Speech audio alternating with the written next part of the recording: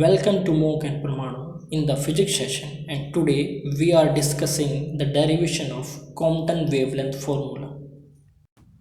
Consider a photon of energy h nu and momentum h nu by c colliding inelastically with an electron at rest. Let the direction of incoming photon be along x-axis. After scattering, the photon moves along a direction making an angle theta, and electron moves making an angle phi with the x-axis.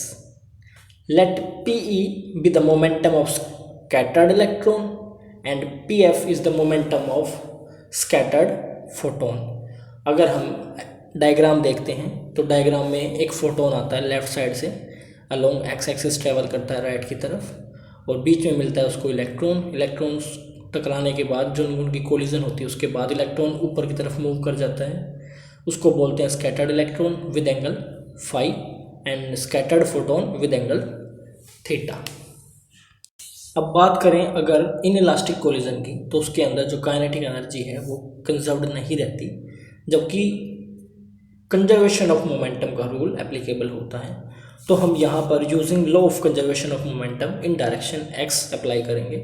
तो हमें पता है momentum जो होगा incident photon का वो बराबर होगा momentum of scattered electron plus momentum of scattered photon in x direction.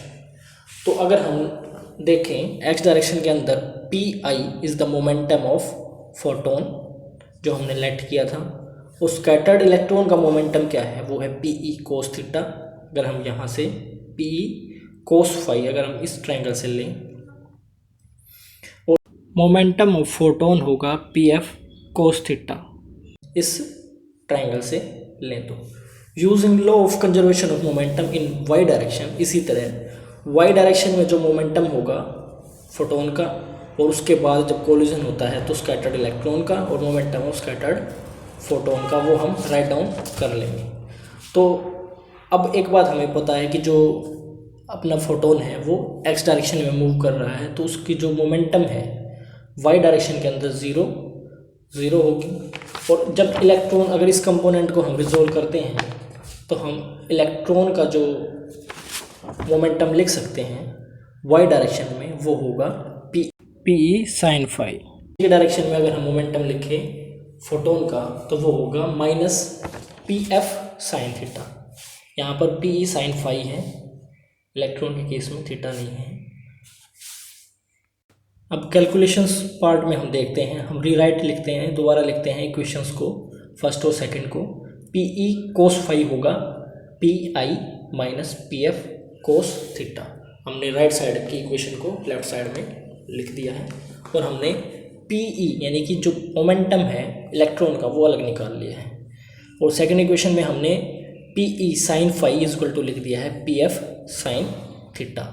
तो हमने पी ई साइन फाई और पी ई कोस फाई इनकी वैल्यू निकाल ली है, स्क्वायरिंग बोथ साइड और एडिंग के बाद हमें मिलता है पी का स्क्वायर होगा common, cos square theta plus sine square theta add होंगे वो हो जाएगा 1। अब P I minus P F इसका होल स्क्वायर होगा और P F sign square theta का भी स्क्वायर होगा।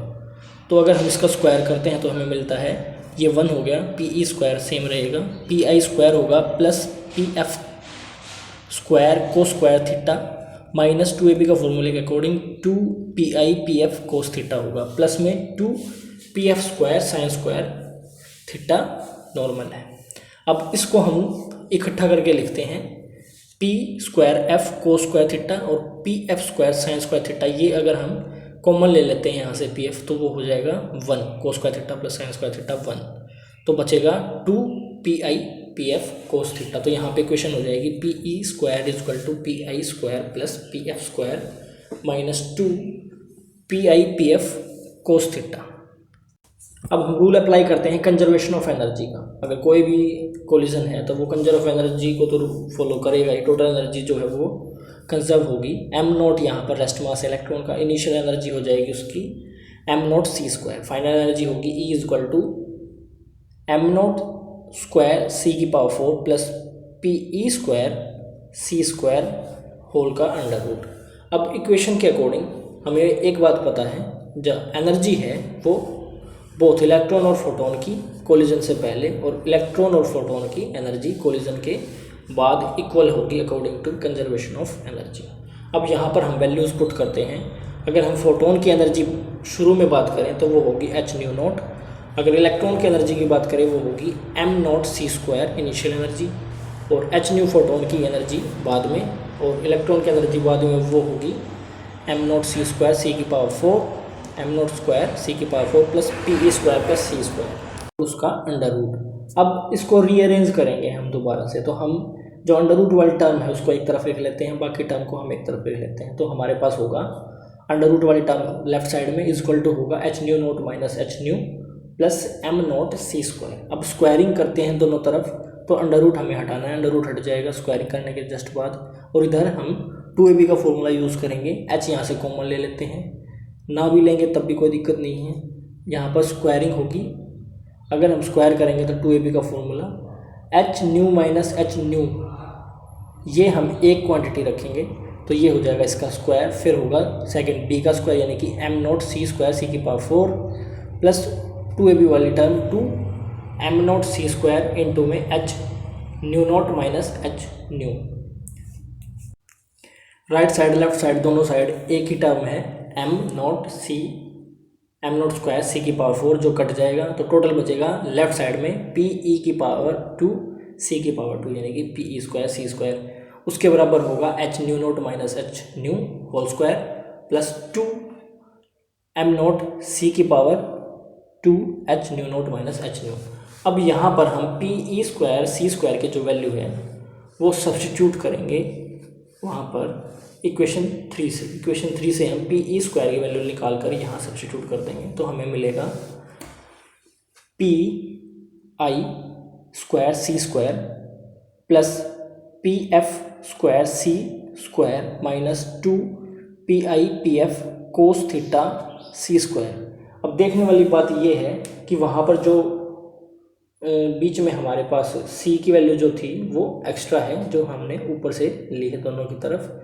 हमारे पास था इक्वेशन थी P I P F 2 P I P F, और इसमें राइट साइड सेम की सेम रहेगी। अगर हम रिकॉल करें पी आई की वैल्यू को, तो पी आई इक्वल टू था एच न्यू नॉट बाई सी और पी एफ था एच न्यू बाई सी।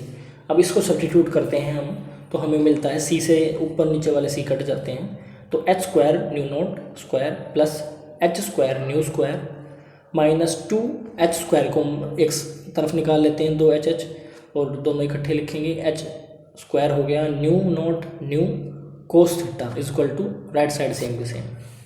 अब इसको हम अगर ओपन करते हैं इस तरफ के होल स्क्वायर को, तो हम लिखेंगे H square nu not square same का सेम ऊपर से नीचे की तरफ सेम का सेम उतार देंगे लेफ्ट साइड।